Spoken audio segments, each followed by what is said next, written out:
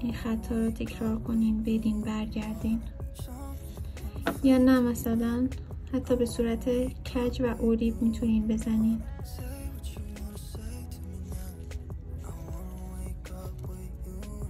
دیدین چجوری شد؟ من چون میخواستم فقط بهتون نشون بدم که کار باش چجوریه کل سطح اینو زدم، اما خب الان پاکش میکنم. خب من با یه پد و استون سطح کار رو تمیز کردم و حالا بریم که یه طرح رو انتخاب کنیم و روش پیاده کنیم.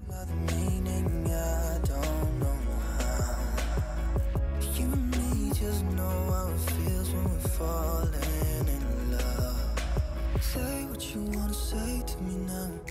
I wanna wake up with you in the morning. Show me there's nothing fake to me now. I wanna wake up with you in the morning. Say what you wanna say to me now. I wanna wake up with you in the morning. Show me there's nothing fake to me now. I wanna wake up with you in the morning. We can do nothing at all. میخوام 2 تا نقطه هم ایجاد کنم.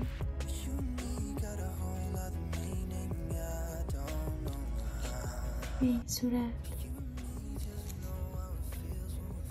اگه دوست داشته باشین میتونین یه استیکر یا برچسب هم این گوشه بزنید.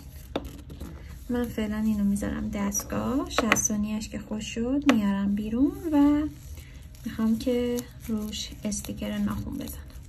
خب بچه ها، انواع و اقسامی از استیکرها و لنزای ناخن وجود داره که کار با همشون هم خیلی راحته.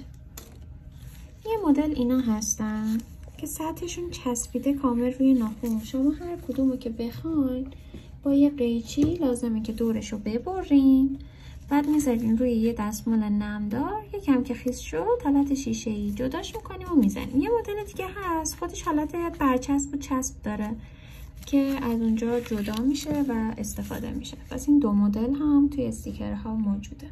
خب من یه رنگ صورتیشو برمیدارم اینجا که به طرحمون بیاد.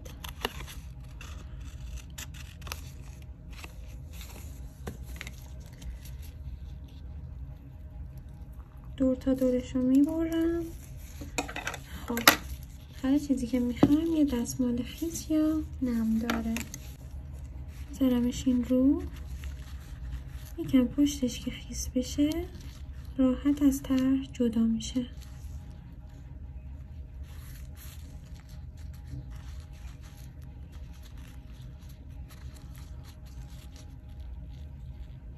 از اونجایی که تاب مات زدیم و این زیر خشکه، این الان نیازه که یه چیزی بزنیم برای چسبوندن این و اون برچسبیا. خب نیاز نیست که زیرش چیزی بزنیم، اما این یکی لازمه که یکم از بیس ژلمون این زیر قسمتی که میخوایم اونو بزنیم بذاریم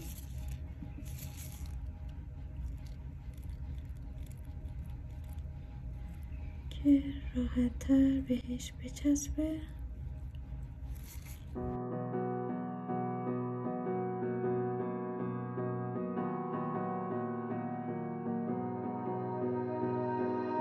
You melt the ice behind my stone cold eyes. I turn to ashes, but only just sometimes. Inhale your smoke, but you still act surprised. It's not my fault when we end up capsized. You call me crazy now, but you don't understand. I'm calling out to you. Can you hear a thing? 'Cause you lit the match.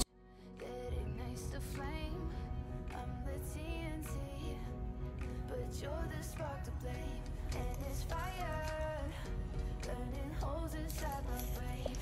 کامل پرسش میکنیم تا هوای اون زیر گرفته بشه.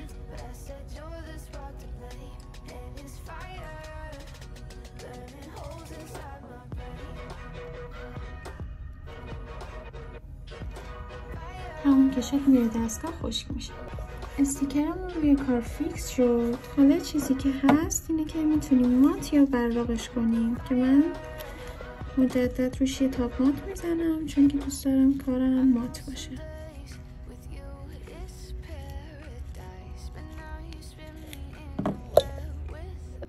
پس به همین سادگی شما تو این جلسه تونستین 3 تا تکنیک رو یاد بگیرین. یکی این که ماربل بزنین با استفاده از ژل بلومینگ ژل، یکی این که نحوه کار با اسپایدر ژل ها رو یاد گرفتین و اینکه اگر لنز یا برچسب داشته باشین چجوری روی سطح ناخن بذارین. بریم سراغ جلسات بعدی.